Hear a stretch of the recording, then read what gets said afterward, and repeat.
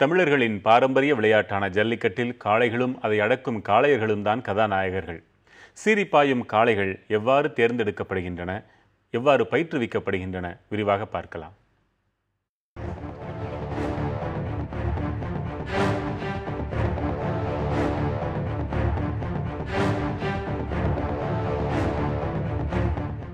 வாடிவாசலில் தன்னை அடக்க நினைக்கும் காளையர்களை தன் கொம்புகளாலும் உடலின் சிலிர்ப்பாலும் சற்று பின்வாங்கச் செய்பவை ஜல்லிக்கட்டு காளைகள்.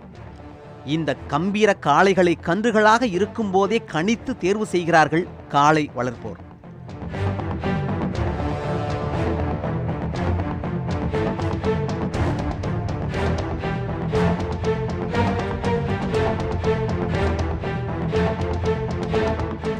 தொழுவுக்குள்ள மாதிரி போய் ஒரு மாதிரி சவுண்டு கொடுப்போம். நாங்கள் அந்த சவுண்டு கொடுக்கும்போது இந்த கண்டு நாங்கள் குறித்து பார்த்து வச்சுருப்போம். இந்த கண்டு இப்படி போகும்ண்டு அந்த கண்டு வாழை முதுகில் தூக்கி சுற்றி வச்சுக்கிட்டு திருப்பி ஓடும், தலைகீழ ஓடி ஒரு மாதிரி ஜம்ப் ஆகும். கண்டு மற்ற கண்டெலாம் ஜம்ப் ஆகும், நம்ம பார்த்து நினைக்கிற கண்டு அது அந்த மாதிரி ஜம்ப் ஆகும்.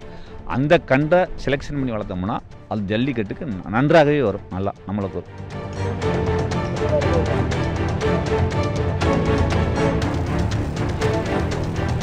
காங்கேயம், புலிக்குளம் காளை, தேனிமலை காளை, கிளாவரி, உம்பலாச்சேரி, பர்கூர் என அனைத்து வகை காளை கன்றுகளும் இதுபோன்ற முறைகளிலேயே தேர்வு செய்யப்படுகின்றன.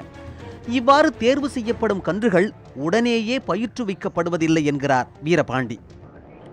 ஒரு கயரில் குறிப்பிட்ட அளவு கட்டி விட்டு அது ஒரு 3 பேர் 4 பேர் வச்சு விளையாட விடுவோம்.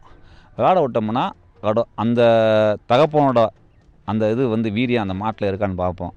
சரி, அது நல்லா விளாண்டுச்சுன்னா அடுத்து வாடியில் போட்டு பழக்குவோம். வாடி கட்டி அதில் போட்டு பழக்குவோம். அதுலேயும் நல்லா வந்துச்சுன்னா கயிறே இல்லாமல் ஒரு பொட்டல் அவுத்து வெளிவரட்டுக்கு பழக்குவோம். முதல் முறை களம் காணச் செல்லும் காளைகளை போட்டிக்கு செல்லும் குழந்தைகளைப் போல அனுப்புவதாய் கூறுகிறார் 76 வயதான மாரியம்மாள். அதே சமயம் அது பல ஐதீகங்களையும் உள்ளடக்கியது என்கிறார் வீரபாண்டி. மாடு ஏற்ற போகிறோம்னு வச்சுக்கோங்களே, சாமியை கும்பிட்டு வருவோம். வரும்போது எங்களுக்கு ஒரு மங்களகரமான இது எதிர்த்தாப்புல நிற்கணும். 1.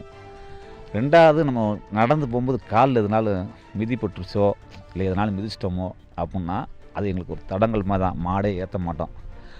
2வது, நிறகுடத்தோடு வராங்கன்னு வச்சுக்கோங்களேன், தண்ணி லேடிஸ் தூக்கிட்டு வருவாங்க பார்த்தீங்களா, அதை நம்ம தெய்வமே வருதுன்னு நினச்சி, யார் தூக்கிட்டு வந்தாலும் சரி எங்கள் தெய்வமே வருதுன்னு நினச்சி நாங்கள் எதிர்த்து போயிடுவோம்.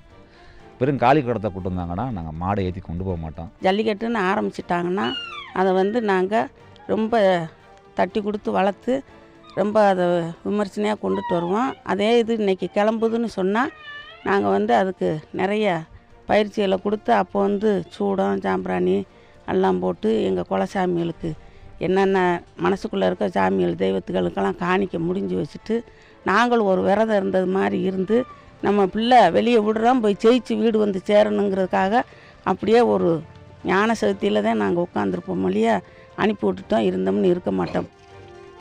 இளங்கன்றிலேயே அறிந்து இதமாய் வளர்த்து பயிற்சிகள் பல அளித்து வாடிவாசலில் வீறுநடை போடுகையில் தாங்கள் அடையும் மகிழ்ச்சிக்கு அளவே இல்லை என்கின்றனர் காளை உரிமையாளர்கள்.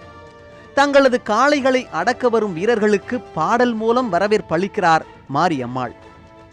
அஞ்சாத சிங்கம் என் காளை, அது பஞ்சா பறக்கும் அது நாளை, இந்த விளையாட்டை பார்க்க வரும் வீரர்கள் பாருங்க வாருங்க, கும்மாளம் போடும் என் காளை, இது கொட்டம் பறக்கும் அது நாளை, இந்த விளையாட்டை பார்க்க வரும் மாவீரர்கள் பாருங்க வாருங்க, தென்னாட்டு சிங்கம் என் காளை, இது தென்றலாய் வரும் அது நாளை, இந்த விளையாட்டை பார்க்க வரும் வீரர்களை பாருங்க வாருங்க, ஜல்லிட்ட விடுங்க.